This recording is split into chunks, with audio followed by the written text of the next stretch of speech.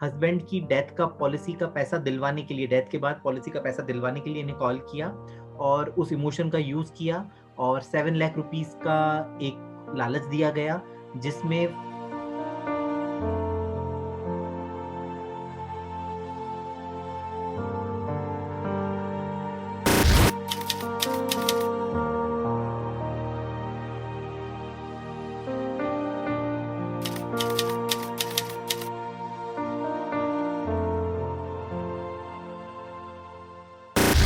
नमस्ते Edith ma'am.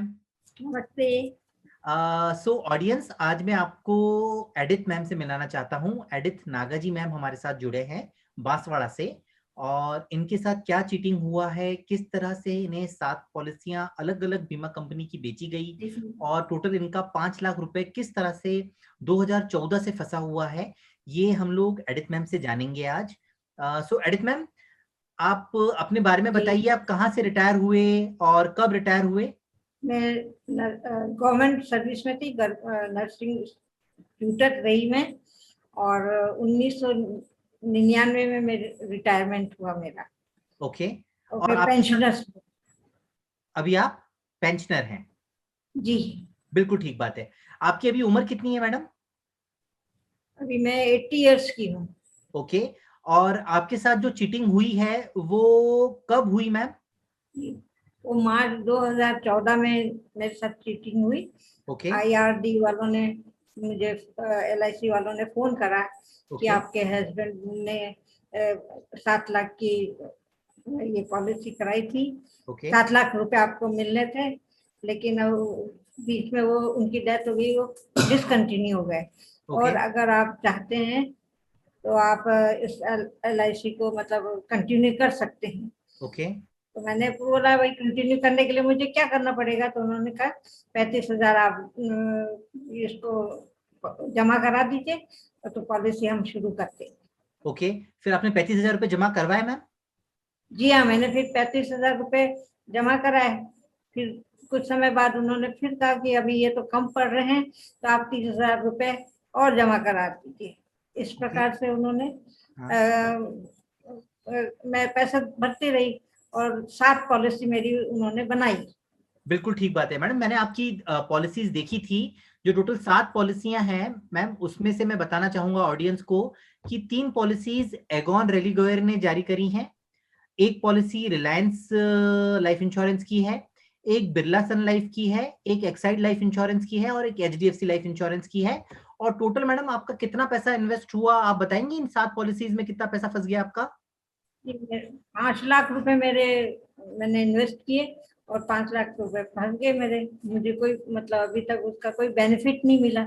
Okay. मैंने आपसे क्या, कंपनी को, हाँ, आपसे क्या कहा गया था कि आपको ये पैसा कब मिलेगा? जो 5 लाख रुपए आपने निवेश किया, आपको कब मिलने का बताया गया था? उन्होंने बोला 1 साल के अंदर आपको ये पैसा मिल जाएगा। ओके। और फिर जब आपके जी। पास 1 साल बाद तो आपके पास पैसा मिला नहीं होगा, फिर आपने कंपनी को लिखा, शिकायत करी आपने कंपनीज को? मैंने 2-3 बार कंपनी को भी कंप्लेन करी, पर कंपनी वालों ने तो कोई रिस्पांस नहीं दिया, कोई आंसर दिया नहीं मेरे को। अब मैं तो विधवा हूँ और मेरे पास ऐसा कोई सोर्स भी नहीं है कि मैं आगे कुछ कंटिन्यू कर सकती, तो मैं किससे हेल्प मांगू? मैं परेशान सी हो गई, मैं दुखी हो गई। अब ये 5 लाख रुपए मेरे लिए कितने जरूरी हैं। पेंशन मिलती मेरे को, मैं ये 5 लाख रुपए कितना काम आ सकता है? आप खुद सोचिए, मैं तो मिडिल क्लास की हूँ, मैं इतना पैसा थोड़ी ना लगा सकती। बिल्कुल ठीक बात है मैडम, मैं आपकी बात बिल्कुल समझ सकता हूँ। और मैंने मैम कुछ एक पॉलिसीज में आपका देखा भी सही, इन्होंने आपकी हर पॉलिसी में आपको अलग अलग आपका इनकम दर्शाया है। किसी पॉलिसी में आपकी 2.5 लाख रुपए इनकम दिखाई गई है, किसी पॉलिसी में 3.5 लाख इनकम दिखाई गई है, किसी में 2,40,000 दिखाई गई है। और एक्चुअल में आपने जैसे बताया कि आपको तो हर मंथ पेंशन मिलती है, तो और ये पॉलिसियां 5 लाख रुपए साल की है, तो आप मैडम बताएंगे आपको पेंशन कितनी मिलती है हर महीने? आपने बताया था 24,000 रुपए प्रति महीना आपको मिलता है, क्या जी। ये सही है? जी। जी। ओके। तो मैम 24,000 रुपए पर महीना अगर हम लोग गिने तो साल का करीब आपको 3 लाख रुपए के आसपास पेंशन मिलता है, 3 लाख से कम ही मिलता है। ओके। अब उसमें आपको घर भी चलाना है और साथ ही साथ ये 5 लाख रुपए की बीमा पॉलिसियां बेची गई हैं, जो कि सामने दिखता है कि ये तो बहुत अन्याय है आपके साथ में।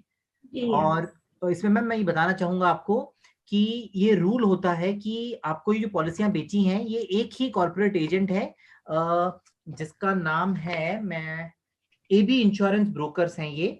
और मैं ऑडियंस को दिखाना चाहूंगा, ये एक एचडीएफसी की पॉलिसी बेची गई है मैम को, एक ये एक्साइड लाइफ इंश्योरेंस की पॉलिसी बेची गई है मैम को, फिर उसके बाद में एगॉन रेलिगेयर की 3 पॉलिसी सेल करी गई हैं, 1 2 और ये 3, टोटल 3 पॉलिसियां। उसके बाद में बिरला सन लाइफ की पॉलिसी बेची गई है एक, और एक रिलायंस की पॉलिसी बेची गई है। टोटल ऐसे 7 लाख रुपीज की पॉलिसीज मैडम को बेची गई हैं। 5 पॉलिसीज जो हैं वो मैडम के नाम पर हैं, 2 पॉलिसीज इनकी बेटी के नाम पर करी गई हैं, और सभी पॉलिसीज का टोटल जो प्रीमियम है वो सालाना 5 लाख रुपए है। और जबकि हकीकत ये है कि मैडम को पेंशन मिलती है और सालाना पेंशन ही 3 लाख रुपए है, तो अपनी पूरी पेंशन भी अगर वो इसमें इन्वेस्ट कर देंगी तो भी प्रीमियम्स नहीं भर सकती हैं साल की। उसके बाद में उन्हें अपना खर्चा भी चलाना है, जैसा उन्होंने बताया ऑडियंस की वो एक विडो है, she belongs to a middle class family.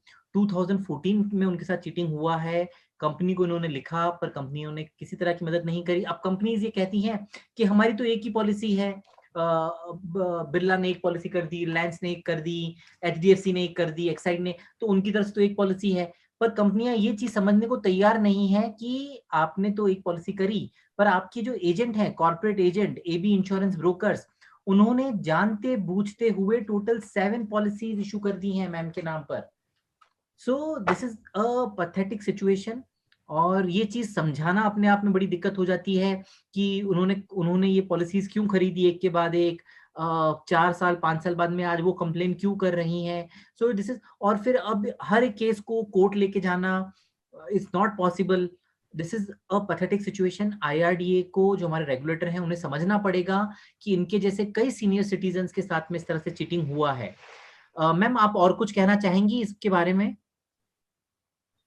Government से, गवर्नमेंट के मैं अधिकारियों यही से, लोगों रिक्वेस्ट, से? या मैं यही रिक्वेस्ट करना चाहती हूँ कि इस उम्र में, और मेरी विडो हूँ, मेरे पास ऐसा कोई सोर्स नहीं है कि कोई मदद कर सके, इसलिए मैं आप लोगों से रिक्वेस्ट करती हूँ कि ये पैसा किसी भी तरीके से अगर आप लोग दिला सकते हैं तो बहुत मैं मेहरबान होंगी आप लोगों के लिए।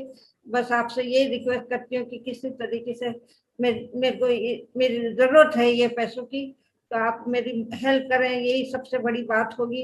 यही यही मैं चाहती हूँ। मैम आप परेशान मत होइए, मैं बस ये ना आपके साथ में प्रॉमिस कर सकता हूँ कि हम लोग आपकी बात आईआरडीए तक पहुंचाएंगे। 5 लाख रुपीज वाकई एक इम्पोर्टेंट अमाउंट है, और आपने कोई गलत काम नहीं किया मैम, आपने किसी के ऊपर भरोसा किया। जिन्होंने आपको कॉल किया वो बोले आपको आईआरडीए है, तो आपने माना कि वो आईआरडीए से ही कॉल कर रहे होंगे। हालांकि मैं ऑडियंस को बता दूं कि ये एक तरह का स्कैम है।